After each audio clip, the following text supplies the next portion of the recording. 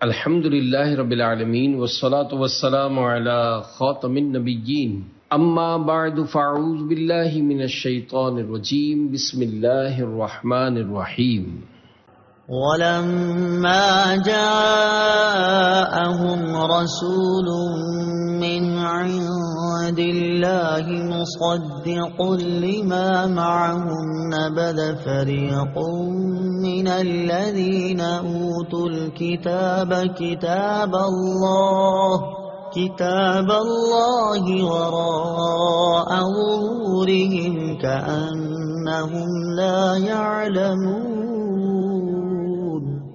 ترجمہ: اور جب ان کے پاس اللہ کی طرف سے ایک رسول تشریف لایا جو ان کی کتابوں کی تصدیق فرمانے والا ہے تو اہل کتاب میں سے ایک گروہ نے اللہ کی کتاب کو پیٹھ پیچھے یوں پھینک دیا گویا وہ کچھ جانتے ہی نہیں ہیں. جاءہم رسول، ان کے پاس رسول آیا. یہاں رسول سے مراد سرکار دو عالم محمد مصطفیٰ صلی اللہ تعالی علیہ وآلہ وسلم ہیں، اور چونکہ آپ صلی اللہ تعالی علیہ وسلم توریت، زبور وغیرہ کی تصدیق فرماتے تھے اور خود ان کی کتابوں میں بھی حضور صلی اللہ تعالی علیہ وسلم کی تشریف آوری کی بشارت اور آپ صلی اللہ تعالی علیہ وآلہ وسلم کے اوصاف و احوال کا بیان تھا، اس لیے حضور انور صلی اللہ تعالی علیہ وآلہ وسلم کی تشریف آوری اور آپ صلی اللہ تعالی علیہ وسلم کا وجود مبارک ہی ان کتابوں کی تصدیق ہے. لہٰذا اس بات کا تقاضا تو یہ تھا کہ حضور اکرم صلی اللہ تعالی علیہ وآلہ وسلم کی آمد پر اہل کتاب کا ایمان اپنی کتابوں کے ساتھ اور زیادہ پختہ ہوتا، مگر اس کے برعکس انہوں نے اپنی کتابوں کے ساتھ بھی کفر کیا. مشہور مفسر سدی کا قول ہے کہ جب رسول کریم صلی اللہ تعالی علیہ وسلم کی تشریف آوری ہوئی تو یہودیوں نے توریت اور قرآن کا تقابل کیا، اور جب دونوں کو ایک دوسرے کے مطابق پایا تو انہوں نے توریت کو بھی چھوڑ دیا. وراء ظہورہم، اپنی پشتوں کے پیچھے. تفسیر صراط الجنان میں ہے پیٹھ پیچھے پھینکنے سے مراد ہے اس کتاب کی طرف بے التفاتی کرنا. حضرت سفیان بن عیینہ رضی اللہ تعالی عنہ کا فرمان ہے کہ یہودیوں نے توریت کو ریشمی غلافوں میں سونے چاندی کے ساتھ مزین کر کے رکھ لیا اور اس کے احکام کو نہ مانا. قرآن مجید سے متعلق مسلمانوں کی حالت زار، اس سے معلوم ہوا کہ اللہ تعالیٰ کی کتاب پر عمل نہ کرنا اسے پیٹھ پیچھے پھینکنے کے مترادف ہے.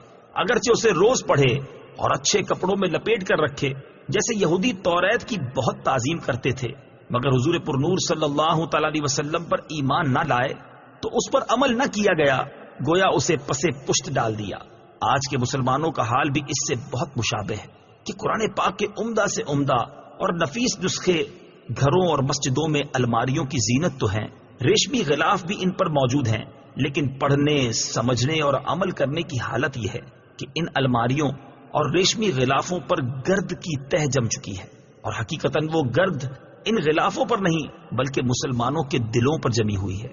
آج کہاں ہے وہ مسلمان جنہیں قرآن کے حلال و حرام کا علم ہو، جنہیں اسلامی اخلاق کا پتہ ہو، جن کے دل اللہ تعالیٰ کی آیات سن کر ڈر جاتے ہوں اور ان کے اعضاء اللہ تعالیٰ کے خوف سے کانپ اٹھتے ہوں، جن کے دل و دماغ پر قرآن کے انوار چھائے ہوئے ہوں.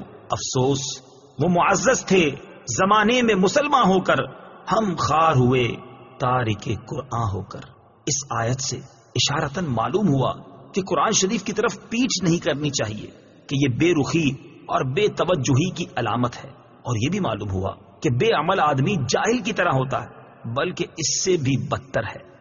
وَاتَّبَعُوا مَا تَتْلُو الشَّيَاطِينُ عَلَى مُلْكِ سُلَيْمَانَ وَمَا كَفَرَ سُلَيْمَانُ وَلَكِنَّ الشَّيَاطِينَ كَفَرُوا يُعَلِّمُونَ النَّاسَ السِّحْرَ وَمَا أُنزِلَ عَلَى الْمَلَكَيْنِ بِبَابِلَ هَارُوتَ وَمَارُوتَ وَمَا يُعَلِّمَانِ مِنْ أَحَدٍ حَتَّى يَقُولَا إِنَّمَا نَحْنُ فِتْنَةٌ فَلَا تَكْفُرْ فَيَتَعَلَّمُونَ مِنْهُمَا مَا يُفَرِّقُونَ بِهِ بَيْنَ الْمَرْءِ وَزَوْجِهِ وَمَا هُمْ بِضَارِّينَ بِهِ مِنْ أَحَدٍ إِلَّا بِإِذْنِ اللَّهِ وَيَتَعَلَّمُونَ مَا يَضُرُّهُمْ وَلَا يَنفَعُهُمْ وَلَقَدْ عَلِمُوا لَمَنِ اشْتَرَاهُ مَا لَهُ فِي الْآخِرَةِ مِنْ خَلَاقٍ وَلَبِئْسَ مَا شَرَوْا بِهِ أَنفُسَهُمْ لَوْ كَانُوا يَعْلَمُونَ۔ ترجمہ: اور یہ سلیمان کے عہد حکومت میں اس جادو کے پیچھے پڑ گئے جو شیاطین پڑھا کرتے تھے، اور سلیمان نے کفر نہ کیا بلکہ شیطان کافر ہوئے جو لوگوں کو جادو سکھاتے تھے، اور یہ تو اس جادو کے پیچھے بھی پڑ گئے تھے جو بابل شہر میں دو فرشتوں ہاروت و ماروت پر اتارا گیا تھا، اور وہ دونوں کسی کو کچھ نہ سکھاتے جب تک یہ نہ کہہ لیتے کہ ہم تو صرف لوگوں کا امتحان ہیں۔ تو اے لوگوں، تم اپنا ایمان ضائع نہ کرو، وہ لوگ ان فرشتوں سے ایسا جادو سیکھتے جس کے ذریعے مرد اور اس کی بیوی میں جدائی ڈال دیں، حالانکہ وہ اس کے ذریعے کسی کو اللہ کے حکم کے بغیر کوئی نقصان نہیں پہنچا سکتے تھے، اور یہ ایسی چیز سیکھتے تھے جو انہیں نقصان دے اور انہیں نفع نہ دے، اور یقیناً انہیں معلوم ہے کہ جس نے یہ سودا لیا ہے آخرت میں اس کا کچھ حصہ نہیں، اور انہوں نے اپنی جانوں کا کتنا برا سودا کیا ہے۔ کیا ہی اچھا ہوتا اگر یہ جانتے۔ وَاتَّبَعُوا، وہ جادو کے پیچھے پڑ گئے۔ شان نزول: حضرت سلیمان علیہ الصلوۃ والسلام کے زمانے میں بنی اسرائیل جادو سیکھنے میں مشغول ہوئے تو آپ علیہ الصلوۃ والسلام نے ان کو اس سے روکا اور ان کی کتابیں لے کر اپنی کرسی کے نیچے دفن کر دی۔ حضرت سلیمان علیہ الصلوۃ والسلام کی وفات کے بعد شیاطین نے وہ کتابیں نکال کر لوگوں سے کہا کہ حضرت سلیمان علیہ الصلوۃ والسلام اسی کے زور سے سلطنت کرتے تھے۔ بنی اسرائیل کے نیک لوگ اور علماء نے تو اس کا انکار کیا، لیکن ان کے جاہل لوگ جادو کو حضرت سلیمان علیہ الصلوۃ والسلام کا علم مان کر اس کے سیکھنے پر ٹوٹ پڑے۔ انبیاء کرام علیہ الصلوۃ والسلام کی کتابیں چھوڑ دیں اور حضرت سلیمان علیہ الصلوۃ والسلام پر ملامت شروع کی۔ ہمارے آقا محمد مصطفیٰ صلی اللہ تعالی علیہ وسلم کے زمانے تک یہی حال رہا، اور اللہ تعالیٰ نے حضور اقدس صلی اللہ تعالی علیہ وسلم کے ذریعے حضرت سلیمان علیہ نبینا علیہ الصلوۃ والسلام کی جادو سے براءت کا اظہار فرمایا۔ وما کفر سلیمان، اور سلیمان نے کفر نہ کیا۔ اس آیت سے معلوم ہوا کہ پیغمبروں سے دشمنوں کے الزام دور کرنا اللہ تعالیٰ کی سنت ہے، جیسا کہ لوگوں نے حضرت سلیمان علیہ الصلوۃ والسلام پر جادوگری کی تہمت لگائی، اور اللہ تعالیٰ نے اس آیت میں اس تہمت کو دور فرمایا۔ نیز یہ بھی معلوم ہوا کہ جادو کرنا کبھی کفر بھی ہوتا ہے جبکہ اس میں کفری الفاظ ہوں۔ ہاروت و ماروت، ہاروت اور ماروت۔ تفسیر صراط الجنان میں ہے ہاروت ماروت دو فرشتے ہیں جنہیں بنی اسرائیل کی آزمائش کے لیے اللہ تعالیٰ نے بھیجا تھا۔ ان کے بارے میں غلط قصے بہت مشہور ہیں اور وہ سب باطل ہیں۔ اعلیٰ حضرت امام احمد رضا خان رحمت اللہ تعالی علیہ نے ہاروت اور ماروت کے بارے میں جو کلام فرمایا اس کا خلاصہ یہ ہے کہ ہاروت اور ماروت کا واقعہ جس طرح عوام میں مشہور ہے، ائمہ کرام اس کا شدید اور سخت انکار کرتے ہیں۔ اس کی تفصیل شفا شریف اور اس کی شروحات میں موجود ہے، یہاں تک کہ امام اجل قاضی ایاز رحمت اللہ تعالی علیہ نے فرمایا ہاروت اور ماروت کے بارے میں یہ خبریں یہودیوں کی کتابوں اور ان کی گھڑی ہوئی باتوں میں سے ہے، اور راجے یہی ہے کہ ہاروت اور ماروت دو فرشتے ہیں جنہیں اللہ تعالیٰ نے مخلوق کی آزمائش کے لیے مقرر فرمایا کہ جو جادو سیکھنا چاہے اسے نصیحت کریں کہ انما نحن فتنۃ فلا تکفر، ہم تو آزمائش ہی کے لیے مقرر ہوئے ہیں تو کفر نہ کر، اور جو ان کی بات نہ مانے وہ اپنے پاؤں پہ چل کے خود جہنم میں جائے۔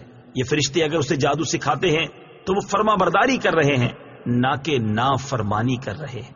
فرشتوں کی عصمت کا بیان۔ فرشتوں کے بارے میں عقیدہ یہ ہے کہ یہ گناہوں سے معصوم ہوتے ہیں۔ اللہ تعالیٰ ارشاد فرماتا ہے لا يعصون اللہ ما امرهم ويفعلون ما يؤمرون۔ ترجمہ: وہ فرشتے اللہ کے حکم کی نافرمانی نہیں کرتے اور وہی کرتے ہیں جو انہیں حکم دیا جاتا ہے۔ اور ارشاد فرمایا وهم لا يستكبرون يخافون ربهم من فوقهم ويفعلون ما يؤمرون۔ ترجمہ: اور فرشتے غرور نہیں کرتے، وہ اپنے اوپر اپنے رب کا خوف کرتے ہیں اور وہی کرتے ہیں جو انہیں حکم دیا جاتا ہے۔ امام فخر الدین رازی رحمت اللہ تعالی علیہ فرماتے ہیں اس آیت سے ثابت ہوا کہ فرشتے تمام گناہوں سے معصوم ہیں، کیونکہ اللہ تعالیٰ کا یہ فرمانا کہ وہ غرور نہیں کرتے اس بات کی دلیل ہے کہ فرشتے اپنے پیدا کرنے والے اور بنانے والے کے اطاعت گزار ہیں اور وہ کسی بات اور کسی کام میں بھی اللہ تعالیٰ کی مخالفت نہیں کرتے۔ فلا تکفر، تو کفر نہ کر۔ ہاروت و ماروت کے پاس جو شخص جادو سیکھنے آتا تو یہ سکھانے سے پہلے اسے نصیحت کرتے ہوئے فرماتے کہ جادو سیکھ کر اور اس پر عمل کر کے اور اس کو جائز و حلال سمجھ کر اپنا ایمان ضائع نہ کر۔ اگر وہ ان کی بات نہ مانتا تو یہ اسے جادو سکھا دیتے۔ جادو کی تعریف اور اس کی مذمت۔ علماء کرام نے جادو کی کئی تعریفیں بیان کی ہیں۔ ان میں سے ایک یہ ہے کہ کسی شریر اور بدکار شخص کا مخصوص عمل کے ذریعے عام عادت کے خلاف کوئی کام کرنا جادو کہلاتا ہے۔ جادو فرما بردار اور نافرمان لوگوں کے درمیان امتیاز کرنے اور لوگوں کی آزمائش کے لیے نازل ہوا ہے۔ جو اس کو سیکھ کر اس پر عمل کرے کافر ہو جائے گا، بشرطے کہ اس جادو میں ایمان کے خلاف کلمات اور افعال ہوں، اور اگر کفریہ کلمات و افعال نہ ہوں تو کفر کا حکم نہیں ہے۔ احادیث میں جادو کی بہت مذمت کی گئی ہے۔ چنانچہ حضرت عثمان بن ابی عاص رضی اللہ تعالی عنہ فرماتے ہیں، میں نے حضور پرنور صلی اللہ تعالی علیہ وآلہ وسلم کو ارشاد فرماتے سنا، اللہ تعالیٰ کے نبی حضرت داؤد علیہ الصلوۃ والسلام رات کی ایک گھڑی اپنے گھر والوں کو بیدار کرتے اور ارشاد فرماتے، اے آل داؤد اٹھو اور نماز پڑھو، کیونکہ اس گھڑی اللہ تعالیٰ جادوگر اور ناحق ٹیکس لینے والے کے علاوہ ہر ایک کی دعا قبول فرماتا ہے۔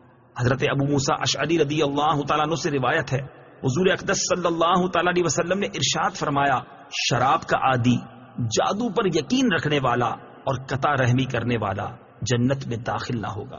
جادو سے متعلق مزید تفصیل جاننے کے لیے کتاب جہنم میں لے جانے والے اعمال کی دوسری جلد کا مطالعہ فرمائیں۔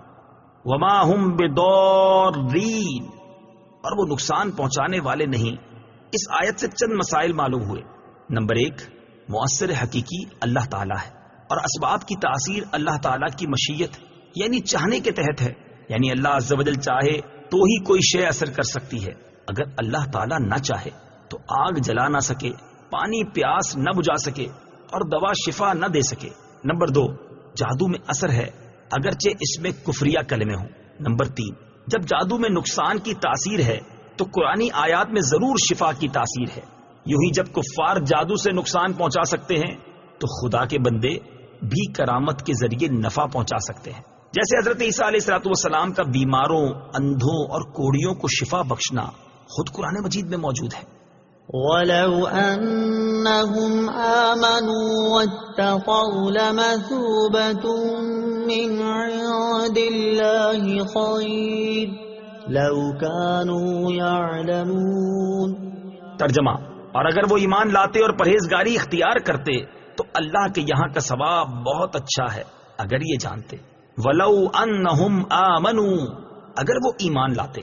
تفسیر صراط الجنان میں ہے، فرمایا گیا کہ اگر یہودی حضور سید کائنات صلی اللہ تعالی علیہ وسلم اور قرآن پاک پر ایمان لاتے تو اللہ تعالیٰ کے ہاں کا ثواب ان کے لیے بہت اچھا ہوتا، کیونکہ آخرت کی تھوڑی سی نعمت دنیا کی بڑی سے بڑی نعمت سے اعلیٰ ہے۔ صدق اللہ